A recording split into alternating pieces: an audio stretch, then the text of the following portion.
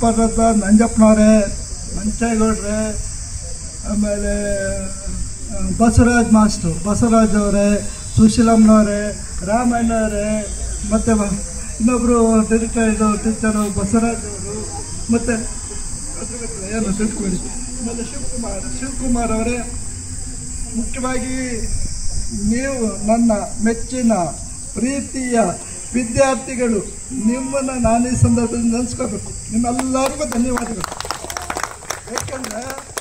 ಯಾಕಂದರೆ ಒಬ್ಬ ಗುರು ಆದವನಿಗೆ ಒಳ್ಳೆಯ ವಿದ್ಯಾರ್ಥಿಗಳನ್ನು ಜ್ಞಾಪಿಸ್ಕೊತಾ ಇರ್ತಾನೆ. ರಿಟೈರ್ಡ್ ಆದಮೇಲೆ ನಿವೃತ್ತಿ ಆದಮೇಲೆ ನಾವು ವೃತ್ತಿನಲ್ಲಿದ್ದಾಗ ಜ್ಞಾಪಕಂದ್ರೆ ನೀವು ನಿವೃತ್ತಿ ಆದಮೇಲೆ ನಮ್ಮ ವಿದ್ಯಾರ್ಥಿಗಳು ಯಾರು ಯಾವಾಗ ಏನು ಮಾಡ್ತಾರೋ ಅಂತ ಜ್ಞಾಪಕ ಬರ್ತಾ ಇರುತ್ತೆ. ಒಳ್ಳೆ ವಿದ್ಯಾರ್ಥಿಗಳು ನಮ್ಮ ಹೃದಯದಲ್ಲಿ ಮನಸ್ಸಲ್ಲಿ ಆಳವಾಗಿ ಬೇರೆ ಅವ್ರನ್ನ ನಾನು ನೋಡಬೇಕು ಅಂತ ಅನ್ಸುತ್ತೆ. ಎಷ್ಟೋ ಸರಿ ನನಗೆ ಅನ್ಸಿದೆ, ನಾನು ಎಷ್ಟೋ ವಿದ್ಯಾರ್ಥಿಗಳು ನಾವು ನೋಡಬೇಕಲ್ಲ, ಒಬ್ಬರು ಸಿಗ್ತಾ ಇಲ್ವಲ್ಲ ಅಂತ ಅನ್ಸುತ್ತೆ. ಬಟ್ ನಿಮ್ಮನ್ನ ನೋಡಿದ್ರೆ ನಿಮ್ಮನ್ನ ಗುರ್ತಿಡೋಕ್ಕಾಗಲ್ಲ. ನೀವೇ ನಮ್ಮನ್ನು ಗುರ್ತಿದ್ದು ಮಾತಾಡ್ಸಿದ್ರೆ ಅವಾಗ ಖುಷಿಯಾಗಿದೆ. ಅಂತ ಒಂದು ಸಂದರ್ಭನ, ಆ ಒಂದು ಅವಕಾಶನ ಇವತ್ತು ನೀವು ಒದಗಿಸ್ಕೊಟ್ಟಿದ್ದೀರ ನನಗೆ. ಮತ್ತೆ ನಮ್ಮ ಕೆಲವು ವಿದ್ಯಾರ್ಥಿಗಳು ಎಷ್ಟು ಒಳ್ಳೆಯವರಾಗಿತ್ತು ನಮ್ಮನ್ನು ಪ್ರತಿಗಳು ಇಟ್ಟಿರ್ತಾರೆ ಅಂದರೆ, ಇಬ್ಬರು ವಿದ್ಯಾರ್ಥಿಗಳ ಸಂದರ್ಭ ಹೇಳ್ತೀನಿ. ನಾನು ಇಲ್ಲಿ ಕಾಲೇಜಿಂದ ಹೋಗ್ತಾ ಇದ್ದೆ, ಇಲ್ಲಿ ಬಾರೇನೆ ಹೋಗ್ತಾರೆ, ಒಬ್ಬ ವಿದ್ಯಾರ್ಥಿ ಇದಕ್ಕೆ ದಿಢೀರಂತ ಬಂದು ಕಾಲು ಬಿಟ್ಬಿಟ್ಟು, ಅಯ್ಯೋ ಯಾಕೋ ಏನಾಯ್ತು ನಿನಗೆ? ಯಾಕಂದರೆ ಸರ್, ನೀವು ನನಗೆ ಬರೀ ಪಾಠ ಹೇಳಿಲ್ಲ, ನನ್ನನ್ನು ತಿದ್ದಿದ್ದೀರಾ.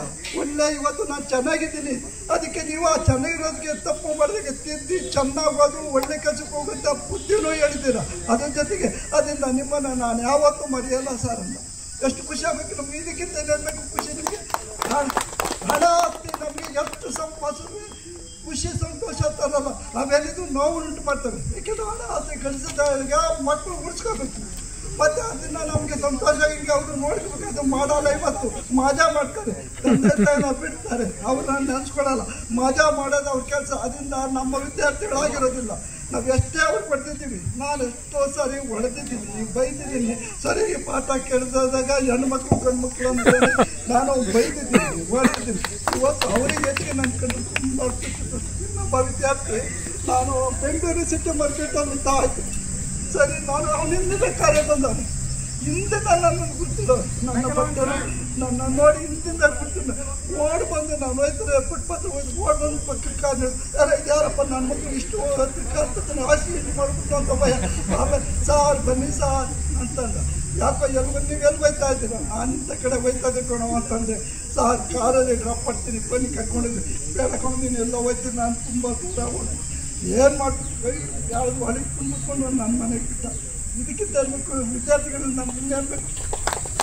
ಇಂಥ ಸಂತೋಷ ಯಾರು ಕೊಟ್ಟರೆ ನಮಗೆ ಇಷ್ಟು ಆನಂದ ನಮ್ಮ ಮನಸ್ಸಿನಲ್ಲಿ ಉಂಟಾಗಿ ಯಾರು ಅಂತ ಮಕ್ಕಳು ಖಂಡಿತ ಮಾಡೋಣ. ಇವತ್ತು ಎಷ್ಟೋ ನೋಡ್ತೀವಿ ಮಕ್ಕಳೆಲ್ಲ ವಯಸ್ಸಾದ್ಮೇಲೆ ಮಕ್ಕಳಿಗೆ ತಂದೆ ತಾಯಿ ಲೆಕ್ಕಕ್ಕಿಲ್ಲ. ಇವತ್ತು ವೃದ್ಧಾಶ್ರಮದ ಎಷ್ಟೋ ಜನ ಇದೆ. ಅವರು ಆಸೆ ಏನು? ಡಾಕ್ಟ್ರು ಮಾಡಬೇಕು, ಇಂಜಿನಿಯರ್ ಮಾಡಬೇಕು, ಫಾರಿನ್ ಕಳಿಸ್ಬೇಕು ಅಂತ ಆಸೆ ಇಟ್ಕೊಂಡು ಊಟ ತಿಂಡಿ ಹೊಟ್ಟೆ ಬಟ್ಟೆ ಎಲ್ಲ ಇವತ್ತು ಕಟ್ಟಿ ಅವ್ರನ್ನ ಆ ಮಟ್ಟಿಗೆ ಬೆಳೆಸಿರ್ತಾರೆ. ಇವತ್ತು ನೋಡಿ ಅಂಥವ್ರ ಮಕ್ಕಳು ಹೆಚ್ಚಾಗಿ ವೃದ್ಧಾಶ್ರಮದಲ್ಲಿ ಇದ್ದಾರೆ. ಈ ರೀತಿ ಇರ್ತದೆ. ಮಕ್ಕಳಿಂದ ಇವತ್ತು ಸುಖ ಇಲ್ಲ. ನಮಗೆಲ್ಲರಿಗೂ ಸುಖ ನಾವು ಮಾಡಿದಂಥ ದಾನ ಧರ್ಮ, ನಾವು ಮಾಡಿದ ಒಳ್ಳೆಯ ಕಾರ್ಯ. ಮತ್ತು ವಿದ್ಯಾರ್ಥಿಗಳು ನೀವು ನಮ್ಮನ್ನು ನೆನೆಸ್ಕೊಳ್ತೀರಿ ಯಾವಾಗಲೂ. ನೀವು ಇಷ್ಟು ನಮ್ಗೆ ಯಾವ ತರೋಷ್ಟು ಸಂತೋಷ ಬೇರೆ ಯಾವುದೂ ತರೋದಿಲ್ಲ. ಗುರು ಬಗ್ಗೆ ಎಲ್ಲರೂ ಮಾತಾಡ್ತೀವಿ. ಜೀವನದಲ್ಲಿ ಇಷ್ಟನ್ನು ಜಪ್ಪಬೇಕು. ತಂದೆ ತಾಯಿ ಗುರು ಇವರು ತ್ರಿಮೂರ್ತಿಗಳಿದ್ದಂಗೆ. ನಮ್ಮ ಜೀವನದಲ್ಲಿ ತ್ರಿಮೂರ್ತಿಗಳಿದ್ದಂಗೆ. ಬ್ರಹ್ಮ ವಿಷ್ಣು ಮಹೇಶ್ವರ ಅವರು ತ್ರಿಮೂರ್ತಿಗಳು. ದೇವರು ಒಳ್ಳೇದು ಮಾಡಪ್ಪ ಅಂತ ದೇವರ ದೃಷ್ಟಿಯಿಂದ ಅವರು ತ್ರಿಮೂರ್ತಿಗಳು. ನಮ್ಮ ಜೀವನದ ದೃಷ್ಟಿಯಲ್ಲಿ ತಂದೆ ತಾಯಿ ಗುರು ತ್ರಿಮೂರ್ತಿಗಳು. ಯಾಕೆ? ತಾಯಿ ಅಯ್ಯೋ ನನಗೆ ತಾಯಿ ಏನು ಮಾಡ್ತಾಳೆ? 9 ತಿಂಗಳು ಎಷ್ಟೊಂದು ಕಷ್ಟ ನಮ್ಮನ್ನು ಒತ್ತಿರ್ತಾಳೆ. ಆಮೇಲೆ ಆ ನೋವನ್ನು ಎಷ್ಟೊಂದು ಇರುತ್ತೆ, ಹೆರಿಗೆ ನೋವು ಅನುಭವಿಸ್ತಾಳೆ. ಆಮೇಲೆ ಮಡಲೆಲ್ಲ ಹಾಕಿ ಎಷ್ಟೊಂದು ಪ್ರೀತಿ ಅಕ್ಕರೆಯಿಂದ ಸಂತೋಷದಿಂದ ಸಾಕಿ ಬೆಳೆಸಿರ್ತಾಳೆ. ಅವಳ ಋಣ ಎಷ್ಟಿರುತ್ತೆ.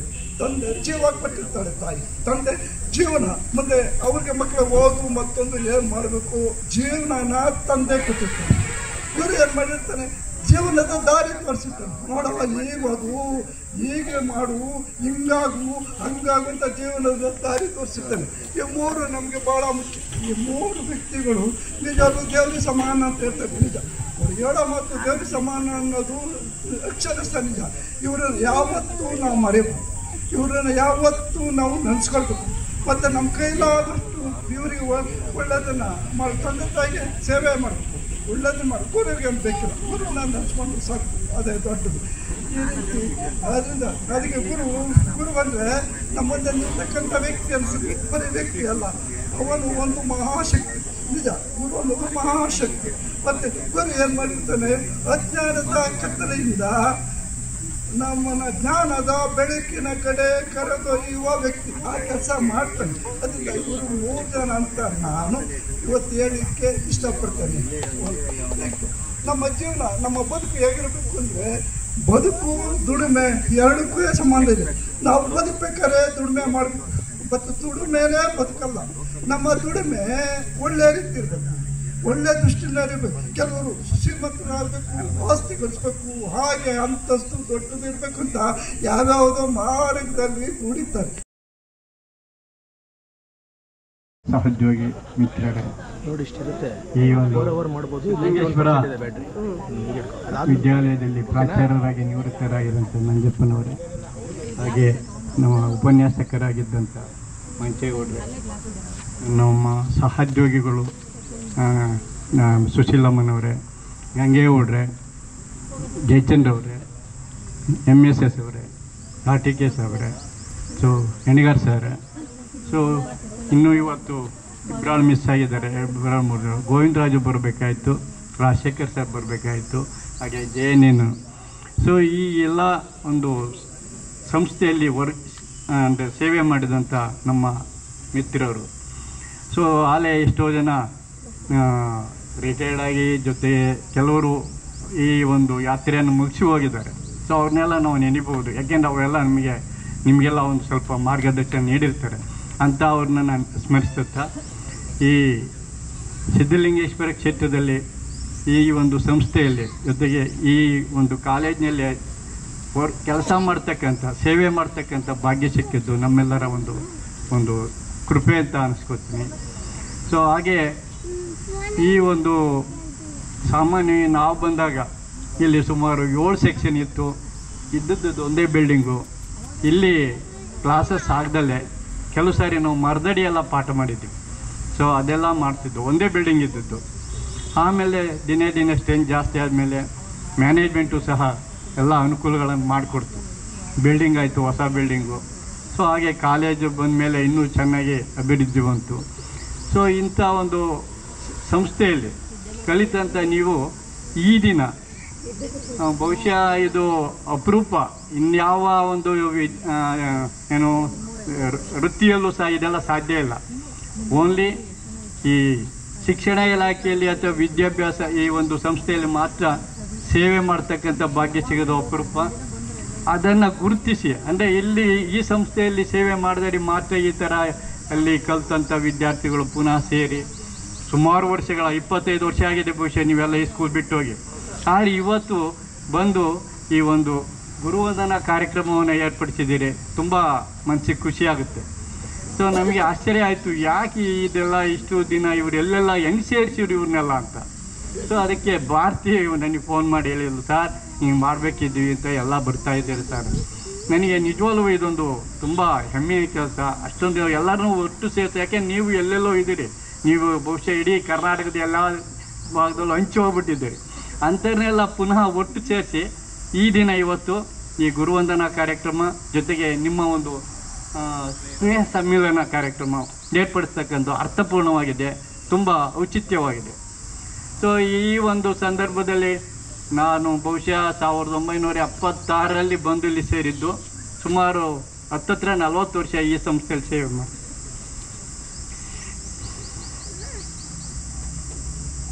ಬಹುಶಃ ಆ ದಿನಗಳನ್ನು ನೆನ್ಕೊಂಡಾಗ ತುಂಬ ಚೆನ್ನಾಗಿತ್ತು ಅದು. ಯಾಕೆಂದರೆ ಕಾಲೇಜು ಹೈಸ್ಕೂಲ್ನಲ್ಲೆಲ್ಲ ಒಳ್ಳೆ ಸಹಕಾರ ಇತ್ತು, ಚೆನ್ನಾಗಿ ನಡೀತಿತ್ತು. ಆಮೇಲೆ ಸ್ವಲ್ಪ ಕೊನೆಗೆ ನಾವು ರಿಟೈರ್ಡ್ ಆಗೋ ಟೈಮ್ಗೆ ಸ್ವಲ್ಪ ಸ್ಟ್ರೆಂತ್ ಎಲ್ಲ ಕಡಿಮೆ ಆಗ್ತಾ ಬಂತು. ಅದಕ್ಕೆ ಒಂದೊಂದು ಸೆಕ್ಷನ್ 80-90 ಇದ್ದಿದ್ದ ಬರೀ 30-40 ಮಕ್ಕಳೇ ಪಾಠ ಮಾಡ್ಬೇಕಾದ್ರೆ ನಮಗೆ ಒಂಥರ ಇದಾಗೋದು. ಬಟ್ ಅದೆಲ್ಲ ನನಗೆ ಅಂದರೆ ಆಗಿನ ವಿದ್ಯಾರ್ಥಿಗಳಲ್ಲಿ ಇದ್ದಂಥ ಒಂದು ಆ ಪ್ರೀತಿ, ಅದನ್ನು ಗುರುಗಳಿಗೂ ಅವ್ರಿಗೆ ಮಕ್ಕಳನ್ನ ಕಂಡ್ರೆ ಅಷ್ಟೇ ಒಂದು ಇದಿತ್ತು, ಗುರುತಿಸೋವು. ಚೆನ್ನಾಗಿ ಓದೋ ಮಕ್ಕಳನ್ನ ಎಲ್ಲರನ್ನೂ ನಾವು ಬಹುಶಃ ಗುರುತಿಸಿ ಅವರೆಲ್ಲ ನೆನಪಿಟ್ಕೊಂಡಿದ್ದೀವಿ. ಇವತ್ತು ನಾವು ಎಲ್ಲರೂ ಓಲೆ ಸಿಗ್ತಾರೆ, ವಿದ್ಯಾರ್ಥಿಗಳು ಮಾತಾಡಿಸ್ತಾರೆ, ನಮಗೆ ಗುರ್ತಿಡಿಯೋಕ್ಕಾಗಲ್ಲ. ಬಟ್ ಅವ್ರು ನಮ್ಗೆ ಗುರುತಿಸಿದಾಗ ನಮಗೆ ನಿಜವಾಗ್ಲೂ ಈ ಒಂದು ಶಿಕ್ಷಕನಾಗಿದ್ದಕ್ಕೆ ಸಾರ್ಥಕ ಆಯಿತು ಅಂತ ಅನ್ನಿಸ್ತದೆ. ಬಹುಶಃ ಯಾವ ಒಂದು ವೃತ್ತಿಯಲ್ಲೂ ಇದು ಸಾಧ್ಯ ಇಲ್ಲ. ಅಂಥ ಒಂದು ಕೆಲಸವನ್ನು ನೀವೆಲ್ಲ ಮಾಡಿದ್ದೀರಿ. ಸಿದ್ಧಲಿಂಗೇಶ್ವರನ ಆಶೀರ್ವಾದ ಇದೆ. ಈ ಒಂದು ಸಂಸ್ಥೆಯಲ್ಲಿ ನೀವು ಓದಿದ್ದಕ್ಕೂ ಸಾರ್ಥಕ ಆಗುತ್ತೆ. ನಿಮ್ಮ ವೃತ್ತಿ ಜೀವನ, ನೀವೇನೇ ವೃತ್ತಿ ಮಾಡಿ, ಆದರೆ ನಿಮ್ಮ ವೃತ್ತಿ ಜೀವನ ಚೆನ್ನಾಗಿರ್ಬೇಕು ಅಂದರೆ ನೀವು ಕೆಲವು ಇದನ್ನು ಅಳವಡಿಸ್ಕೋಬೇಕಾಗುತ್ತೆ. ದಕ್ಷತೆ ಇರಬೇಕು, ಪ್ರಾಮಾಣಿಕತೆ ಇರಬೇಕು, ಪ್ರೀತಿ ಇರಬೇಕು, ಹೊಂದಾಣಿಕೆ ಇರಬೇಕು. ಇವೆಲ್ಲ ಇದ್ದಾಗ ಮಾತ್ರ ನಾವು ಒಂದು ಯಾವುದೇ ಒಂದು ವೃತ್ತಿಯಲ್ಲಿ ಮುಂದುವರಿಯಕ್ಕೆ ಸಾಧ್ಯ ಆಗುತ್ತೆ. ಸುಶೀಲಮ್ಮ ಮೇಡಮ್ ರವರು ಮಾತನ್ನ ಮುಂದುವರಿಸಬೇಕು ಅಂತ ಹೇಳ್ಬಿಟ್ಟು ಕೇಳ್ಕೊಳ್ತೇನೆ.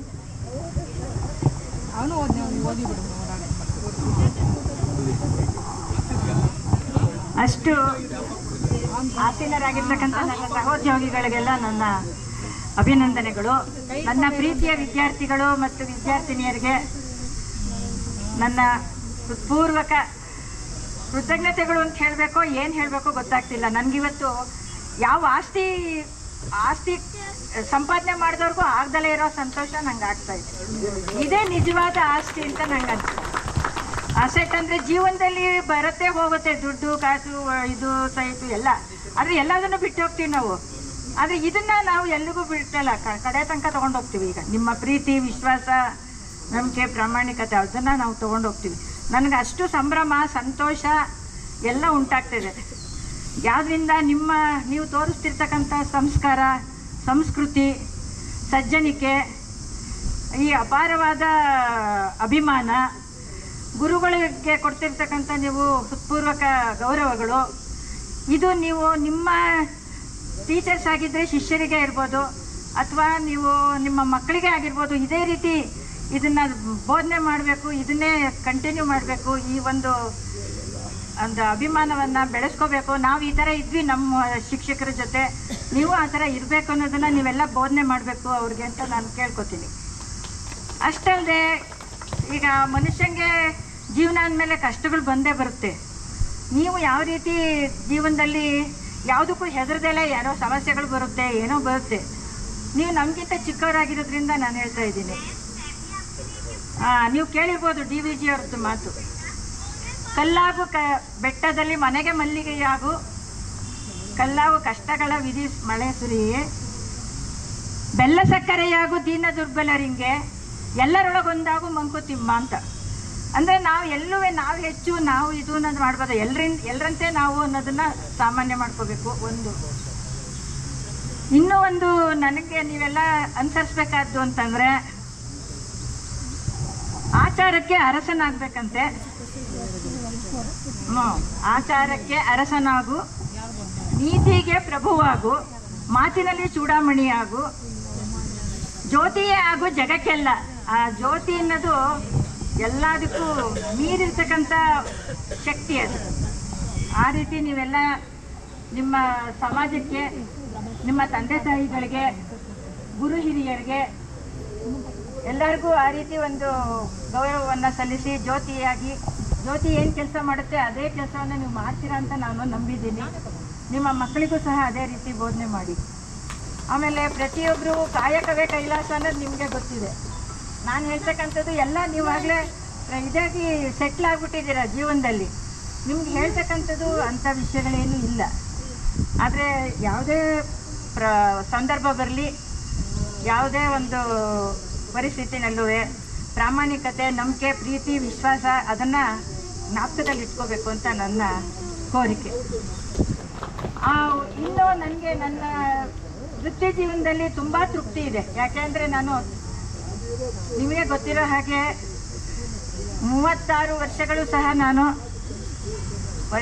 ಸಿದ್ಧಲಿಂಗೇಶ್ವರ ಕ್ಷೇತ್ರ ಪ್ರೌಢಶಾಲೆಯಲ್ಲಿ ಅಥವಾ ಕಾಲೇಜಿನಲ್ಲೇ ಇರ್ಬೋದು ಆಗ್ತಕ್ಕಂಥ ಸಾಂಸ್ಕೃತಿಕ ಕಾರ್ಯಕ್ರಮವನ್ನು ನಾನು ಯಶಸ್ವಿಯಾಗಿ ನಡೆಸ್ಕೊಟ್ಟಿದ್ದೀನಿ ಅಂತ ನನಗೆ ತುಂಬ ಇಷ್ಟ.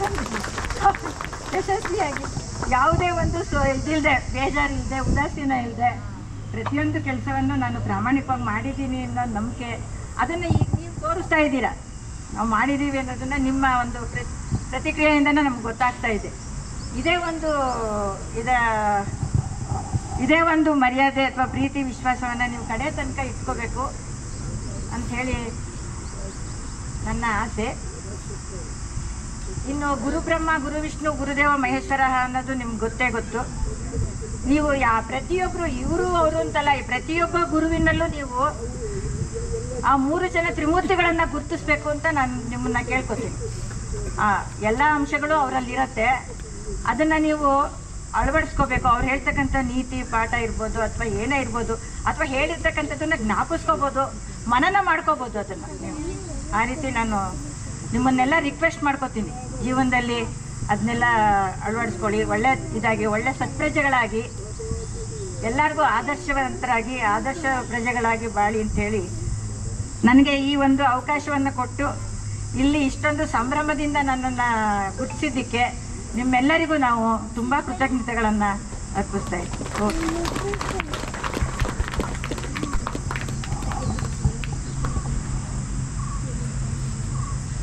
ಒಳ್ಳೆಯ ಸಂಸ್ಕೃತಿಯನ್ನು ಉಳಿಸ್ಕೊಂಡು ಬೆಳೆಸ್ಕೊಂಡು ಹೋಗಿ ಮುಂದಿನ ಪೀಳಿಗೆಗೂ ಕೂಡ ಅದನ್ನು ನೀವು ಹೇಳ್ಕೊಡಿ ಅಂತ ಹೇಳಿದಂಥ ನಮ್ಮ ಸುಶೀಲಾ ಮೇಡಮ್ರವರಿಗೆ ಧನ್ಯವಾದಗಳು. ಸೊ ನಮ್ಮ ಪ್ರೌಢಶಾಲೆ ಮತ್ತು ಕಾಲೇಜು ವಿಭಾಗದಲ್ಲಿ ಇದ್ದಂಥ ಏಕೈಕ ಮಹಿಳಾ ಶಿಕ್ಷಕಿ ಅವರು. ಸೊ ನಮ್ಮ ಗ್ರಾಮದ ಏಕೈಕ ಮಹಿಳಾ ಶಿಕ್ಷಕಿ ಅಂದರೆ ತಪ್ಪಾಗಲಾರ್ದು.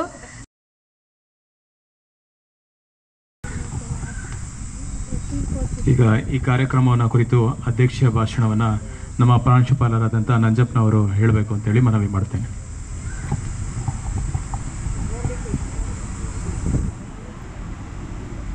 ಸಿದ್ಧಲಿಂಗೇಶ್ವರ ಪಾದಗಳಿಗೆ ನಮಸ್ಕರಿಸಿದ ನನ್ನ ಮಾತನ್ನು